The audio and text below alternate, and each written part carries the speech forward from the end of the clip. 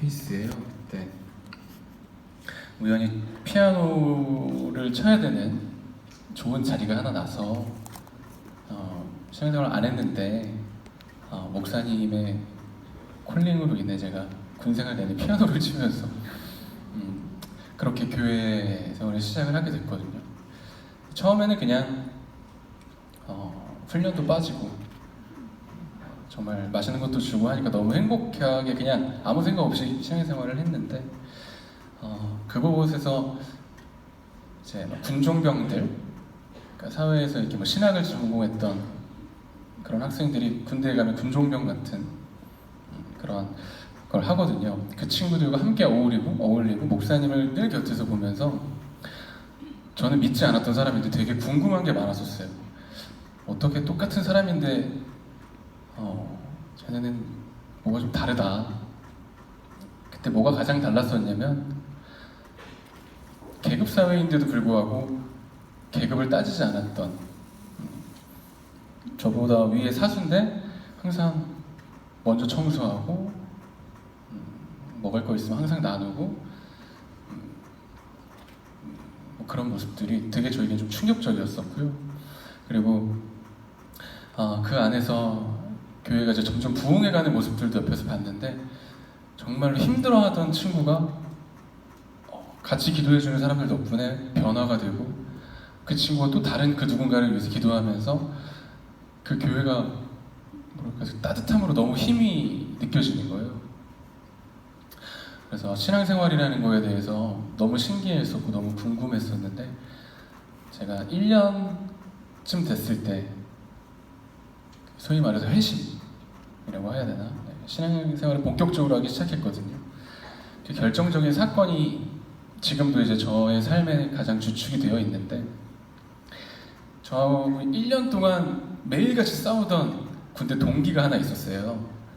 사이가 참 안 좋았었어요. 왜냐면 저는 수요일도 토요일, 일요일 그리고 새벽에 계속 교회를 가니까 제가 없는 빈자리를 저 대신에 그 친구가 다 메꿔야 되잖아요. 막 빨래도 해야 되고 그러다 보니까 서로 이렇게 사이가 안 좋았었거든요. 근데 저도 제 딴에는 제 의지로 했다기보다 목사님이 시켜가지고 하는 건데 나도 힘들다, 나도 뭐 이렇게 좋아서 가는 거 아니다. 그 친구가 그렇게 많이 싸우면서 1년이라는 시간을 보냈었거든요. 근데 너무 밉더라고요. 이 친구만 아니면 나의 군 생활이 참 편할 텐데 왜 이런 애를 만나가지고 나는 이렇게 꼬였을까? 그렇게 미움이 점점 커지더니 결정적인 사건이 생겼었어요. 그때 새벽에 훈련을 나가는데 실탄을 지급받고 둘이 같이 딱 보초를 서게 되더라고요. 새벽이었고 정신도 몽롱하고 약간, 근데 왜 그랬는지 모르겠는데 정말 그 마음속에 약간 마귀가 들어왔습니다. 얘를 너무 죽이고 싶은 거예요. 저는 살면서 그런 생각을 해본 적이 없는 사람인데 왜 이렇게 누군가를 정말 계속 미워하니까 현실적으로 말이 안 되는데 이상한 판단을 하게 되더라고요. 저도 모르게 막 방아쇠를 막 당기고 싶어지는 저를 보면서 되게 이러다 일이 터지겠구나. 그 주일에 제가 군종병들한테 가서 기도 제목을 처음으로 냈었어요. 내가 지난주에 총으로 누굴 쏠 뻔했다라고 기도 제목을 냈었거든요. 다들 엄청 놀래고 막 무슨 일이냐고. 그래서 그간에 있었던 모든 일들을 막 설명을 해주고 다 같이 기도해주는데 그때가 이제 제 인생에 처음으로 받는 중보기도였었거든요. 근데 중보기도의 힘이 참 놀랍다고들 얘기하잖아요. 누군가가 나를 위해서 되게 진심으로 기도해주고 그게 뭔가 마음으로 느껴졌었어요. 우리는 다 등에다 이렇게 손을 대고 기도를 해줬었는데 그 따뜻함이 뭔가 사람을 눈물 나게 하더라고요. 그래서 뭔가 나도 그래, 이 좋은 방법이 아니라 그러니까 나쁜 방법이 아니라 좋은 방법으로 이 상황을 해결해 봐야겠다라고 생각을 했었고, 또 목사님이 대광 형제가 그 사건 해결하기 위해서는 단 하나의 길밖에 없다. 사랑하는 거. 힘들겠지만 사랑을 시도해봐라 라고 해서 그때부터 사랑이라는 걸 제가 실천을 하게 됐었거든요. 물론 이제 그 싸움을 피하기 위한 하나의 방법이었겠지만 그 친구를 위해 대신 뭐 몰래 빨래도 해놓고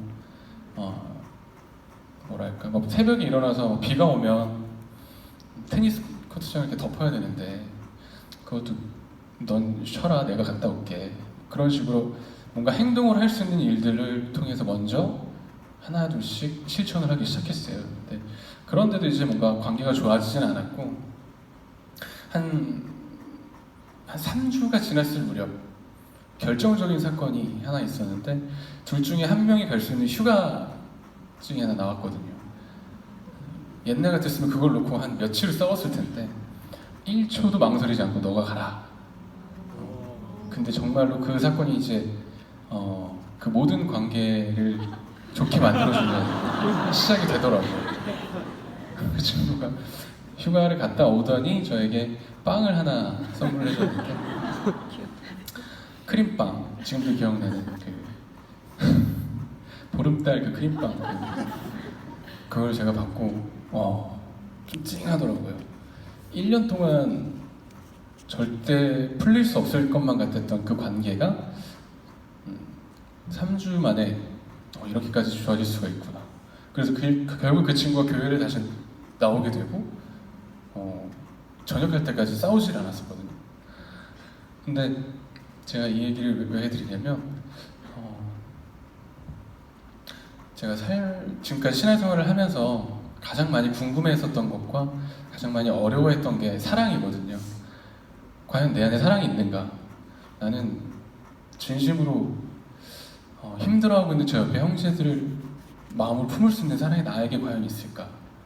내 안에는 좀 진정한 사랑이 없는 것 같은 거예요. 하다못해 가까운 부모님한테도 되게 사랑을 전하기가 쉽지 않고 뭔가 계속 나의 욕심, 이기심을 계속 채우기에 바쁘고 하나님은 사랑이시고 내가 하나님을 믿고 따르는 건 사랑을 실천해야 되는 게 맞는데 과연 나는 언제쯤 그 사랑 안에서 완성될 수 있을까? 참 고민이 많았었어요. 근데 얼마 전에 제가 처음 신앙생활을 했던 사건을 보게 해주시더라고요.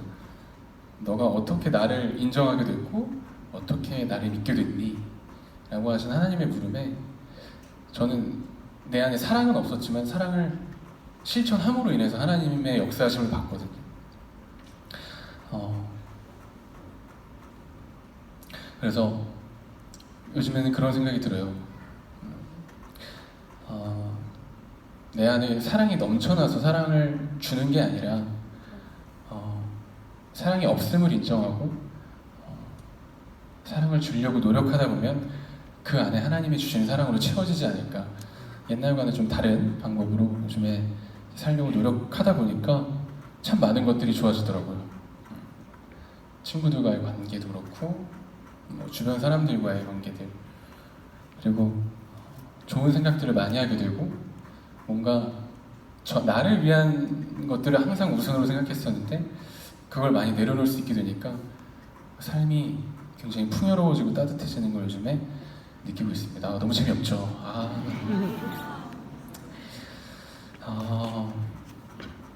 다음 노래를 이제 이어서 부르려고 하는데 이 노래를 부르기 전에 베드로의 고백이라는 제가 노래를 준비를 했어요. 얼마 전에 이 노래를 듣고 너무 좋아서 이 노래를 불러야겠다라고 생각을 했고요. 여러분들도 잘 아시겠지만 베드로라는 사람이 저라는 사람과 되게 비슷한데 원래 어부잖아요. 고기를 낚는 어부인데 하나님을 만났고 하나님을 따르게 되고 근데 그 따랐을 때의 시점을 보면 베드로는 예수님이 메시아인 것을 인정하고 이제 예수님을 믿기 위해 자기 열심으로 막 노력을 하거든요. 근데 예수님이라는 걸 인정하는 베드로가 결국 예수님을 부인하게 되고 결국 그 자리에서 도망치고 다시 어부의 자리로 돌아와요. 그 모든 일련의 과정들이 어떻게 보면 참 우리와 닮았다. 하나님을 인정하지만 뭔가 내 열심으로 하려고 하는 모습들 그리고 이내 또 하나님이 뭔가 역사하시지 않는 것 같으면 그새 멀어져서 그냥 내일이나 열심히 하는, 근데 그런 하나님이 마지막까지도 포기하지 않으시고 다시 나에게로 오셔서 내가 나를 사랑하느냐 라고 물으시는, 그냥 저는 너무 제 모습 같아서 오늘 찬양을 준비를 했는데, 이 찬양 속에서도 여러분들의 삶의 어떠한 부분들을 보셨으면 좋겠다라는 생각이 듭니다. 베드로의 고백 전해드릴게요.